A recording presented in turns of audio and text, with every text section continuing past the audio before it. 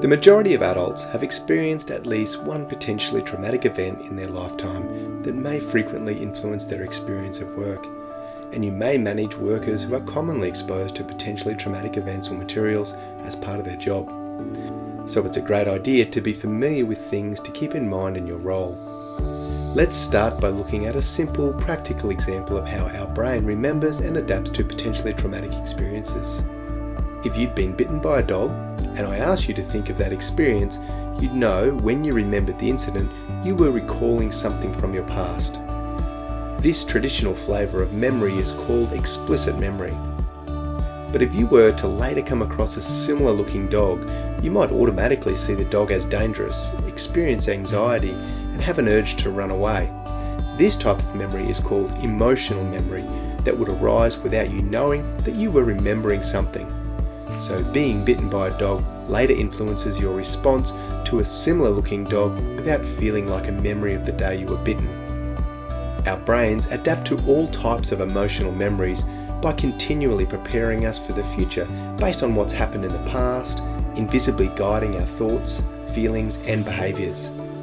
In the same way, trauma exposure is potentially influencing the way your team members feel, behave, and interact on a daily basis. Here's some things to keep in mind if you manage workers who commonly experience or witness potential trauma events or materials. If you suspect you're communicating with a team member whose experience is affected by trauma, or if a team member confides in you regarding their traumatic experience. 1. Be aware of signs.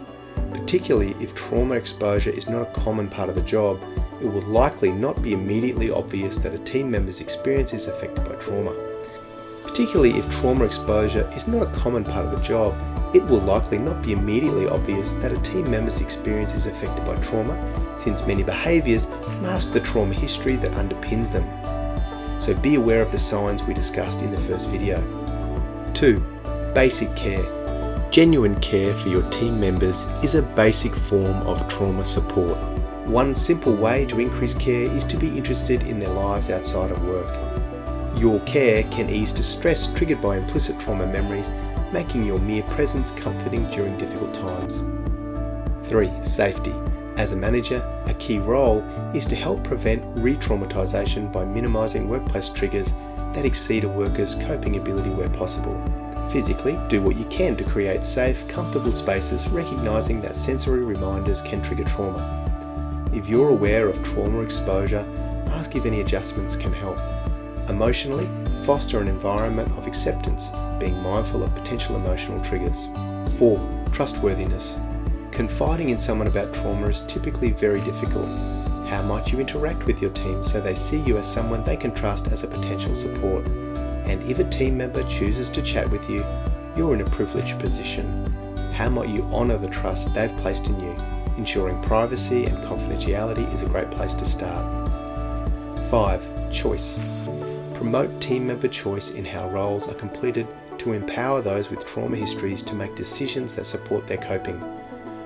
During trauma-related conversations, allow them to lead and ask permission before discussing difficult topics. Helpful questions include, what would make you feel safer? How can I support you better? Or what would be helpful? 6. Collaboration. Also consider how you can better collaborate with your team. How might you reduce power imbalances that can prevent workers from seeking help?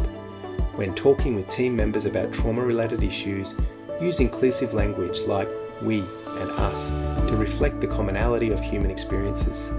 Also, think about how the physical environment can promote collaboration. For example, sitting beside rather than across from a team member during conversations. 7. Uniqueness.